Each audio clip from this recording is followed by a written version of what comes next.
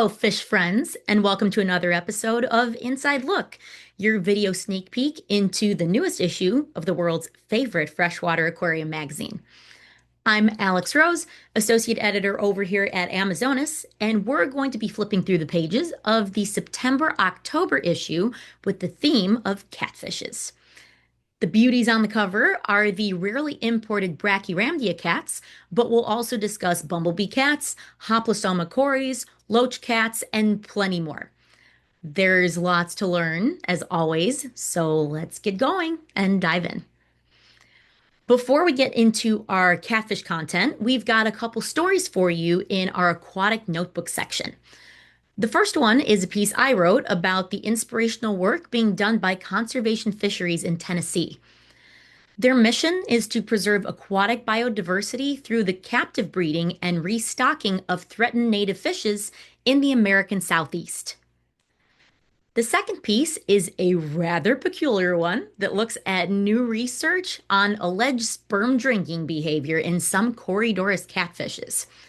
The evidence for this is still largely circumstantial, especially as there are simpler hypotheses, but just knowing how much there is left to discover about fish reproduction is definitely exciting. Our first cover story takes a close look at the Brachyrhamdia cats you just saw on the magazine cover. They've never been successfully bred in the hobby, and their suspected mimicry of male catfishes continues to raise some fascinating questions. Next, we check out a little-known dwarf catfish from Myanmar called Caelatoglanis zonatus. The river it's collected in also hosts the better-known polka dot loach and several Achisis catfish species, including Achisis vespa, the wasp catfish, a species it occurs with syntopically. Then we get to learn about the maintenance and breeding of a rare and recently described species of cory from Brazil's Mato Grosso, originally CW154, then originally described as Corydoras rikbaktsa, and just last year renamed Hoplisoma rikbaktsa in that huge revision of all the corridor DNA. The next article takes us to Cameroon to have a look at two genera of loach catfishes, Doumea and Phractura, and get some useful insights into their habitats, morphology, and care requirements. In the next piece, we trace the history, biology, and variety of fishes in the Apistogramma nijsseni species complex, a remarkably diverse group of dwarf cichlids from northern Peru. After that, we have an overview of a largely overlooked but very attractive barb from India, Pethia shalynius.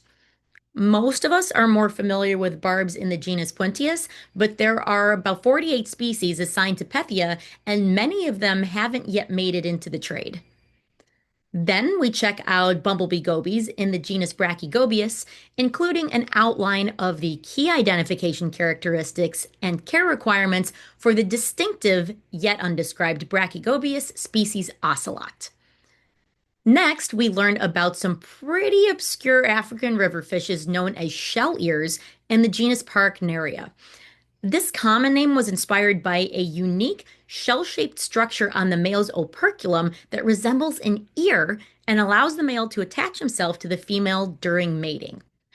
I honestly knew almost nothing about this group of fish prior to working on this article, so what a cool thing to be able to learn something completely new. Then we get an in-depth evaluation of the husbandry and breeding of the Malawi hawk cichlid, Aristochromis christyi.